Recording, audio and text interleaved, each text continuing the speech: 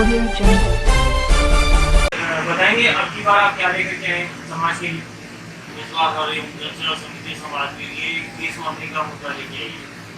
Fees माफी का मुद्दा हमने कोरोना काल में एकदम सही समझा कि जिन लोगों के पास में खाने के लिए रोटी नहीं है, कल कारखाने सब बंद हो चुके हैं और रोजी रोटी की जिनमें समस्या आ चुकी है, उनमें फीस ये स्कूल वाले कुछ समझ नहीं पा रहे हैं कि हम लोगों को फीस लेनी चाहिए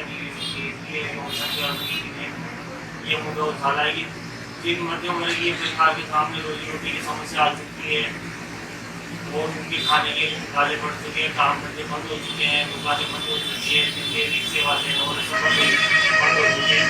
इसके लिए हम लोग बार बार यही अनुरोध कर रहे हैं कि आप लोग कम से कम 6 महीने की तो नहीं तो लेकिन 3 महीने की तो फीस माफ करो। यही हम लोगों का मुद्दा है। इसी मुद्दे के ऊपर हम लोग पूरी टीम मिलाके संघर्ष कर रहे हैं। अभी किसी स्कूल की तरफ से या किसी स्कूल संस्था की तरफ से आप लोगों के पास में कुछ आया है? अभी कुछ लोग मानना चाहते हैं कि नहीं मानना चाहते? कई संस्थाओं से बात हो रही है और लगभग 4-5 संस्थाओं ने फीस माफी का हरिओम जनता समिति के कार्यालय के लेटर भी भिजवाया है। एक तो गांधी बाल निकेतन है, एक विश्वकर्मा और एक ब्रजवाल स्कूल है। 3 स्कूलों ने तो लेटर भिजवा दिया है और 3-4 से बातचीत चल रही है। और आपने ये मुद्दा उठाया कैसे? ये मुद्दा हमने लॉकडाउन के काल के अंदर हम लोग घर घर से जुड़े, परिवार से जुड़े, लगभग हम लोग 15 लाख परिवार से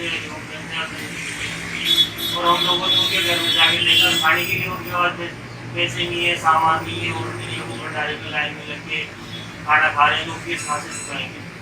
एक बाद में फिर से था कई लोग घर से नहीं निकल रहे थे, जबकि हरिओम सेवा समिति की टीम घर से बाहर निकली थी, उन लोगों की सेवा कर रही थी।